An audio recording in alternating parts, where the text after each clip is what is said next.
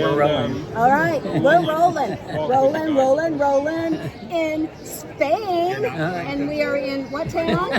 You know, She's just along for the ride. I am. I don't know where we are, what I'm eating. Cordoba. Cordoba. Yes, And Cordoba. guess what, Joel? You won't believe this. Remember, I had a temporary thing in my mouth.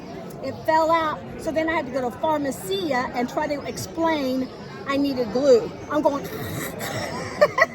Anyway, I want to introduce you to a very special person and a friend of mine. This is Ricky Timms. Isn't he cute? And Ricky. I got my sunbonnet. Oh, you definitely need some sunbonnet. And also, Ricky is the leader. He's the one who put this tour together with Ugo, who keeps hollering at me.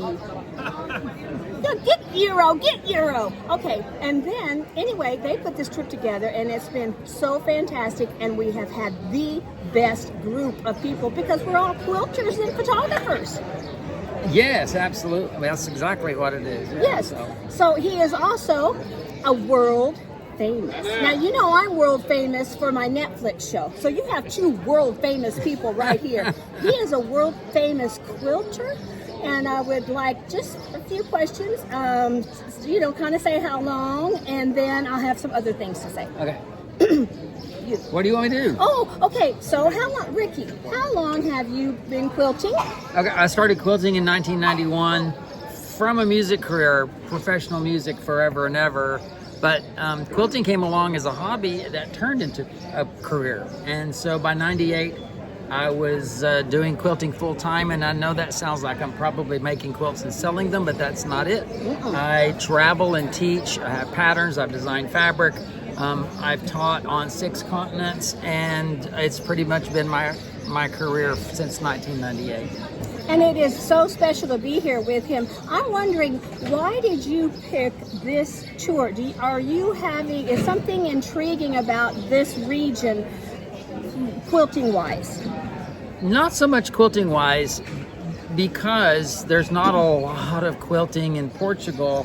There is a little more quilting in Spain. Mm-hmm. But for years, I've done tours with people that are like-minded.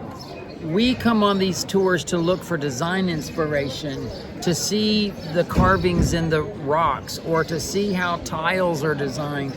And we use that inspiration in our designs. So it's pretty much like-minded people, but I also teach photography. So going to a place like this in another world, seeing different things, it's just stimulation overload, as you have well seen so far. Yeah. It is. Yes.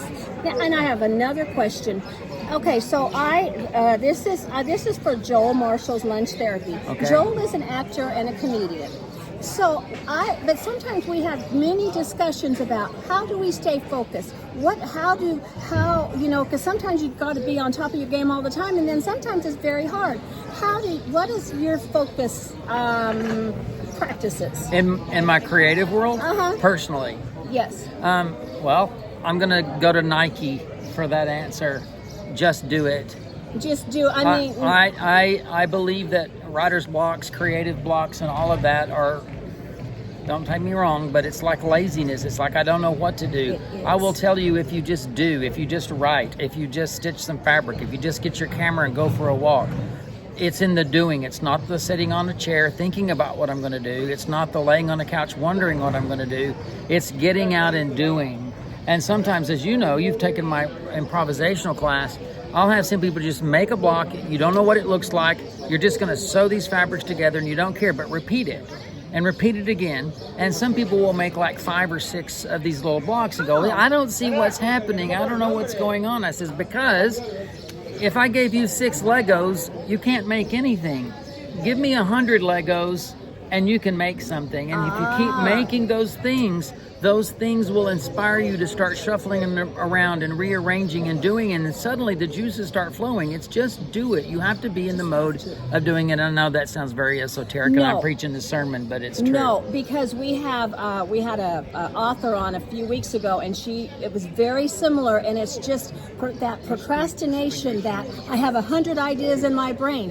It's like, turn off the fucking TV. You know? Well, and I mean, excuses are and excuses. Even if they're good excuses, they're still excuses. Oh yeah, and I I didn't have say it's good bad. excuses. I Yeah. have good excuses. I mean, it's like I had to go to the hospital. Yeah. That's a real excuse, and you can't do your creativity from those kind of things.